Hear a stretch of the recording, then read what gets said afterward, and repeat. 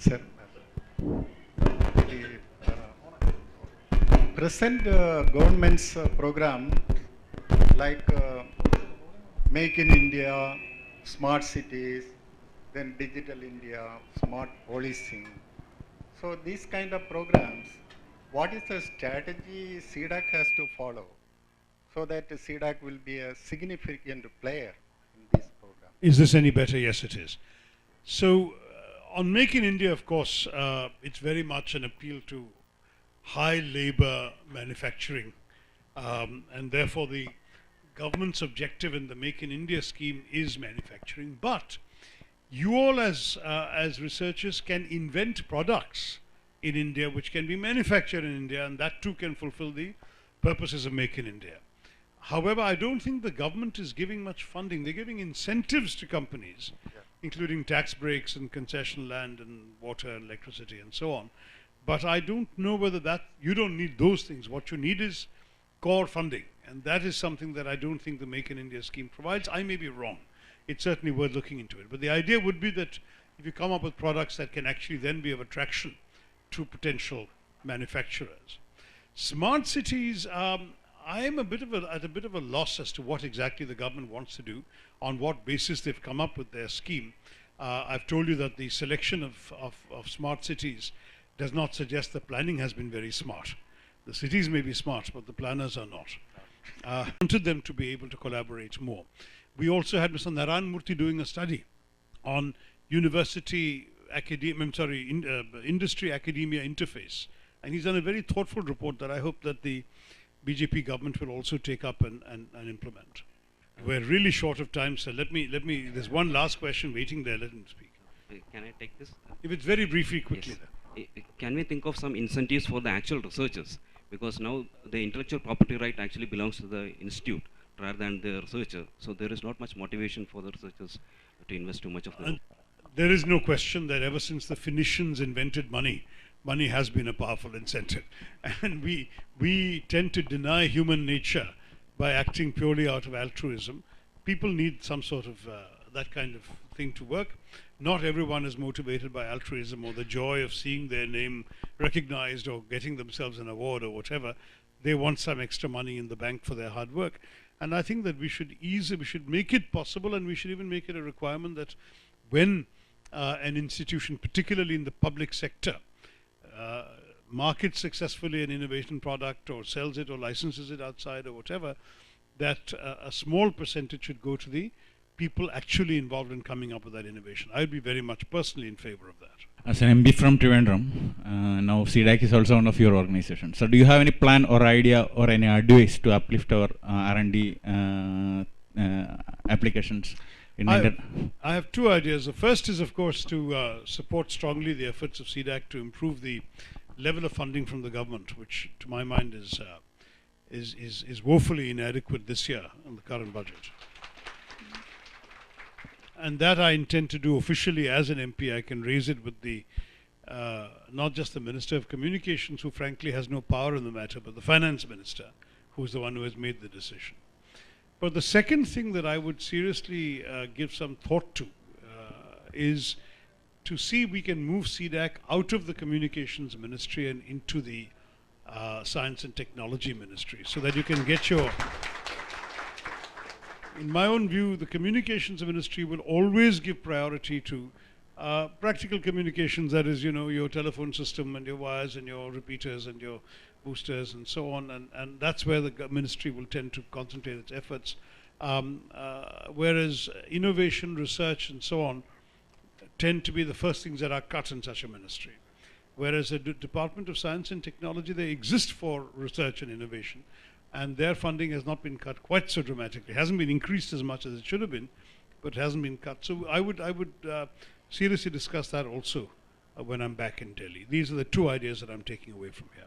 Good luck to all of you. Thank you very much. Thank you, sir. On behalf of the entire CDAC fraternity, thank you, sir, for your very thoughtful address. You have really enlightened us this afternoon. As a token of our appreciation and gratitude, we wish to present a memento. I invite ED to please hand over the memento to Dr. Tharoor. No. we'll have to see what comes up there. To my mind, Thiruvananthapuram has to be a place where we develop more than smart city, a knowledge city environment. This is what Sam Pitora and I had discussed in detail. That is, we are a place where there should be a tremendous ecosystem for intellectual and scientific work. We have the Rajiv Gandhi Biotechnology Center. We have a IIIT. We have your own institution and other comparable public sector institutions. We're doing, beg your pardon?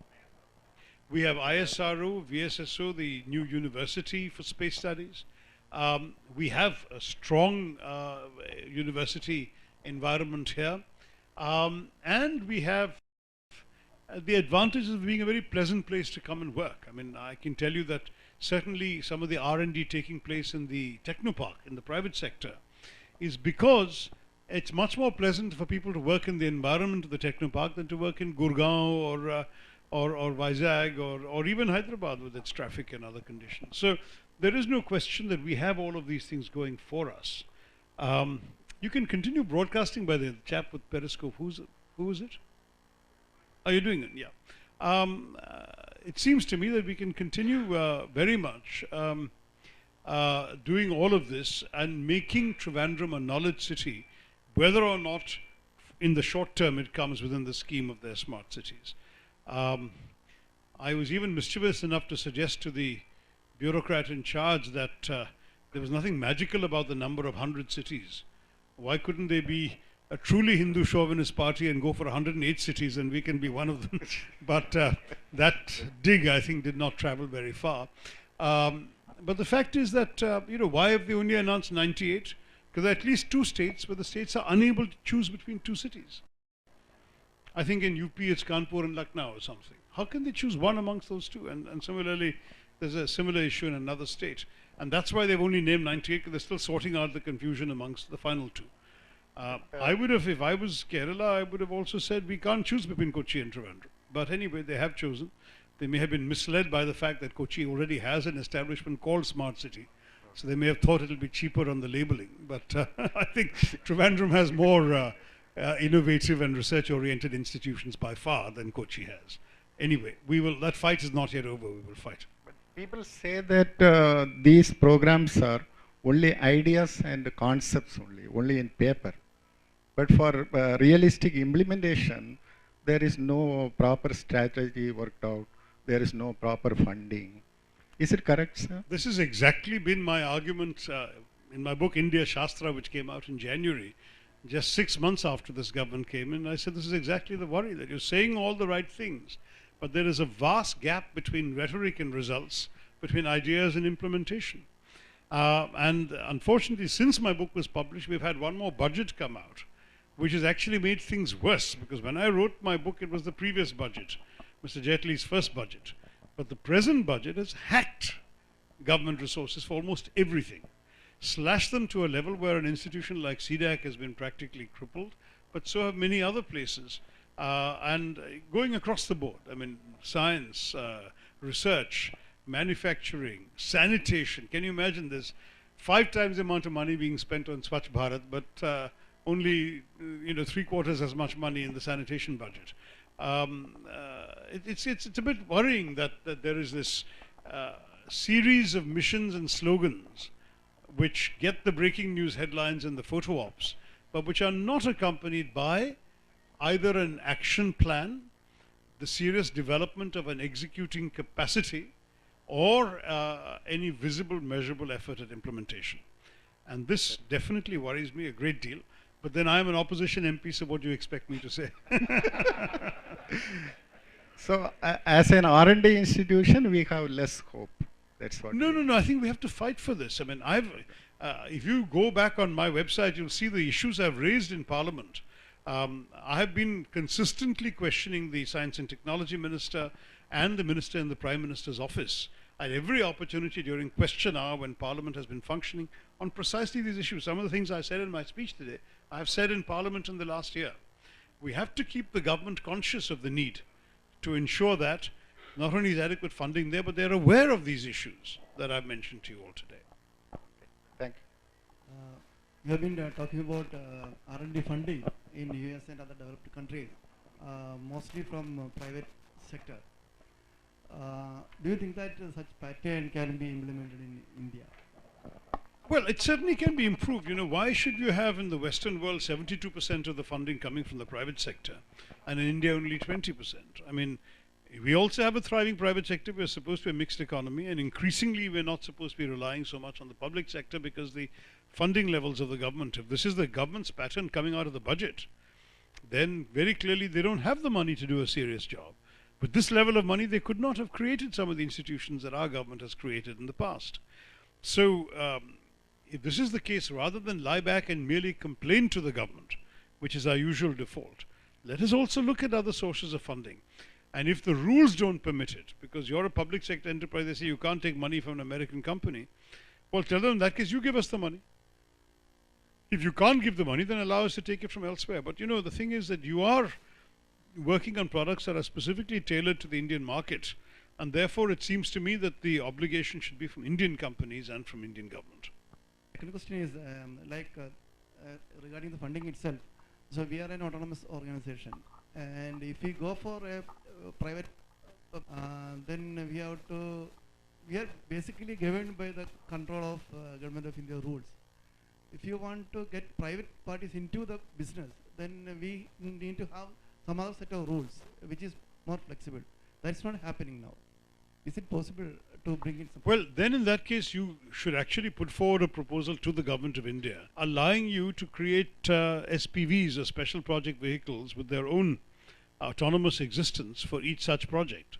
So every private sector project or PPP model project, you could float an SPV just for that project with a private company where CDAC is 50% owner, but the company itself is not a government company. The SPV itself is not a government company. And then on that basis, they can function without these constraints. See, the government is prepared to do these things for other areas. In railways, for example, they're openly encouraging up to 100% foreign equity in railways now. So if they can do it for railways, they can also do it for research and innovation. We can think of it. It can be done.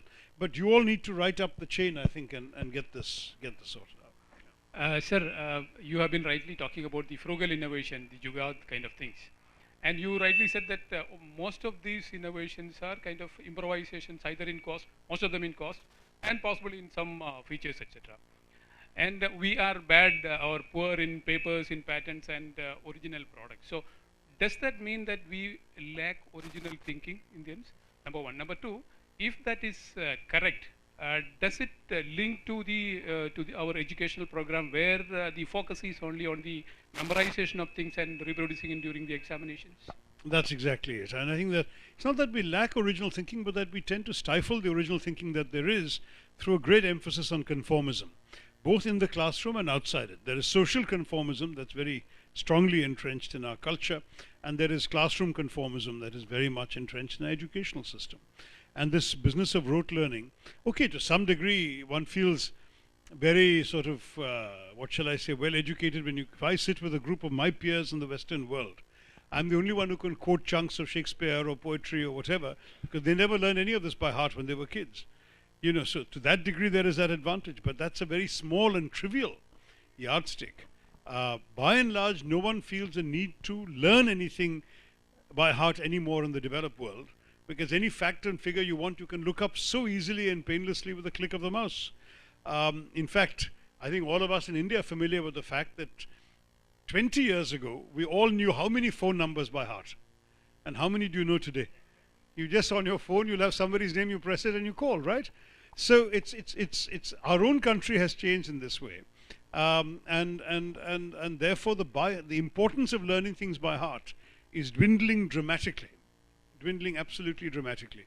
What is much more important is being able to find unfamiliar information and data, analyze it critically and cleverly, and find connections and patterns that others may not have taught you. That kind of innovative thinking we don't encourage enough in our classrooms, and we need to do that. Will be in long run, what will be whether it will be glorifying our future, or is there any bad impact on our future, means making or projecting India as a global player in all aspects? No, I think at the moment the principal thrust of Make in India, as I understand it, is to create an environment in which foreign companies will prefer to manufacture their existing goods in India rather than elsewhere. Research and innovation is not at all a specific component to Make in India. I express the hope that if a company like Foxconn came here and started making computer hardware and peripherals and so on here, that they would also do some of their R&D here, because obviously they will acquire a large workforce. But what excites the government of India, and I think it's understandable they're excited, is that potentially these guys can employ 1 million people. I mean, this is the kind of thinking that, in our country, we have one really frightening statistic in India today, which is that every year 10 million people are entering the workforce, and every year we are producing fewer than 1 million new jobs. So that the army of the unemployed or the underemployed or the disguised employed is going to grow by such alarming levels that there is a real danger to our social fabric, simply because we all know that there is nothing more dangerous to a society like India than legions of unemployed, unemployable young men. They are the fodder for all violence, riots, revolutions, and Naxalite movements, whatever. And after all, why is it that there are these young tribal boys joining the Naxalites in so many districts in our country?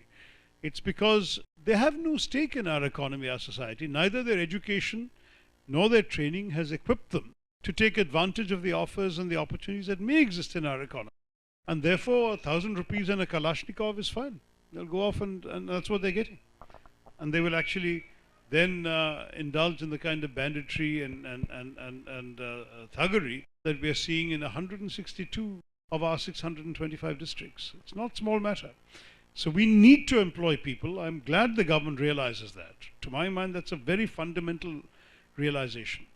But employing people, there are various things we could be doing. We're definitely not doing enough in tourism. 1 rupee spent in tourism will employ 8 times more people than 1 rupee spent in industry. But we are focusing on industry because that seems to be the necessary thing in people's minds. We should also be doing serious investment in making tourism more attractive and more feasible.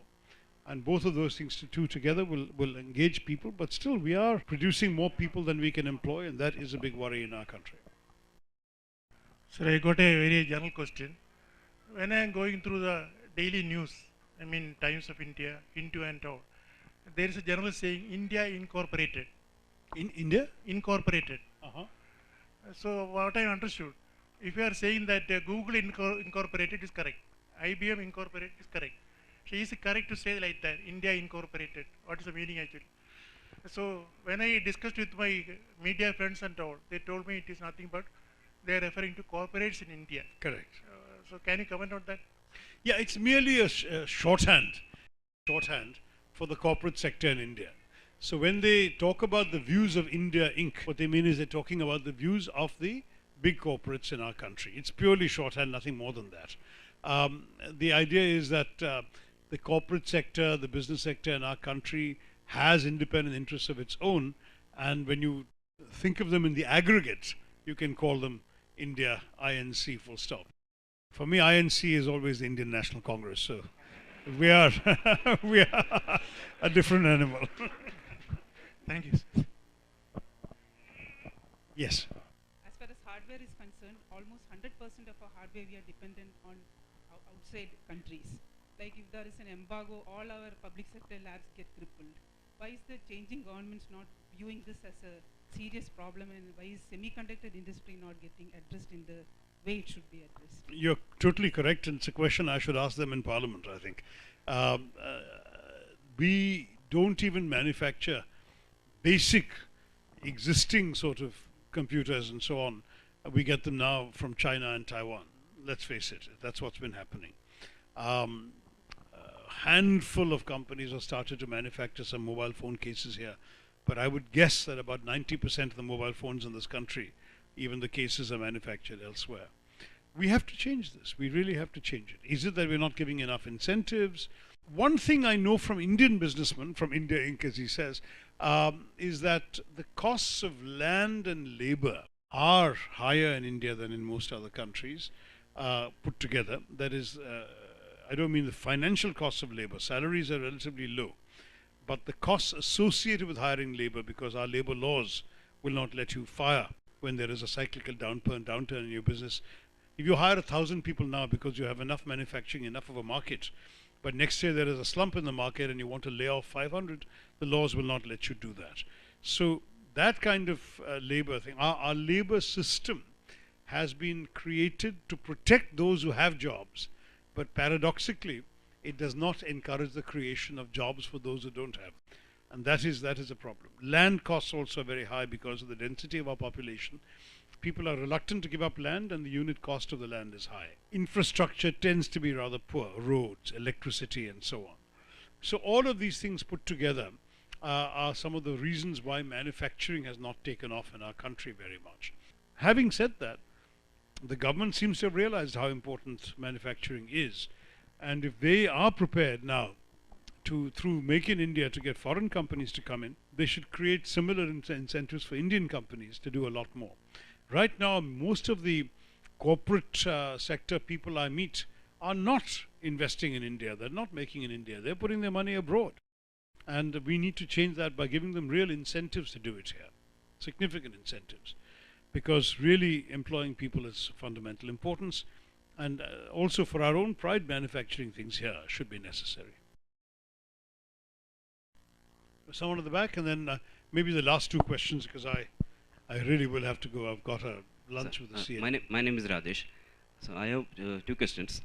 The one, you talked about the private contribution to R&D is quite low in India compared to the Western countries.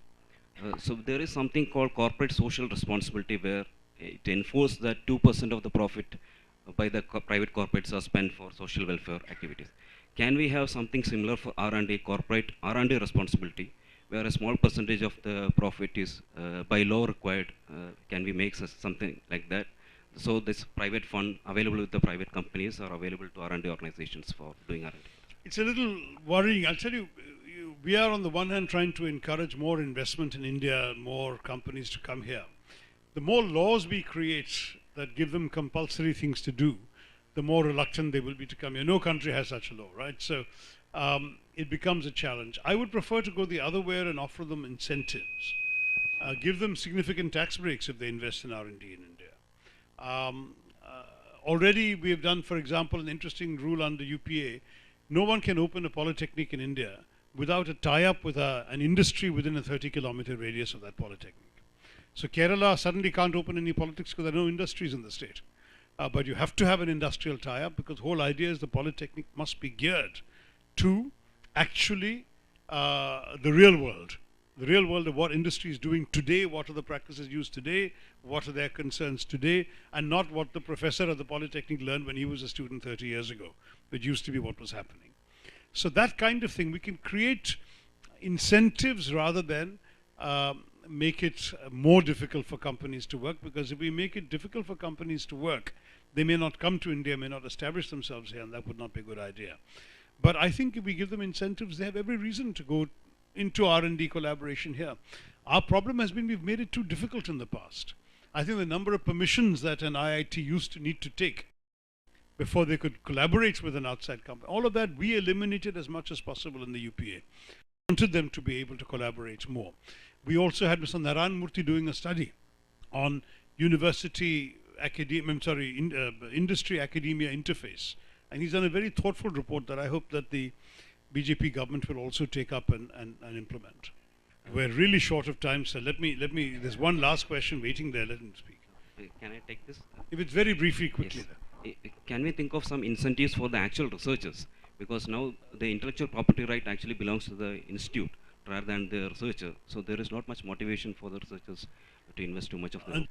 There is no question that ever since the Phoenicians invented money, money has been a powerful incentive. And we tend to deny human nature by acting purely out of altruism. People need some sort of that kind of thing to work. Not everyone is motivated by altruism or the joy of seeing their name recognized or getting themselves an award or whatever. They want some extra money in the bank for their hard work.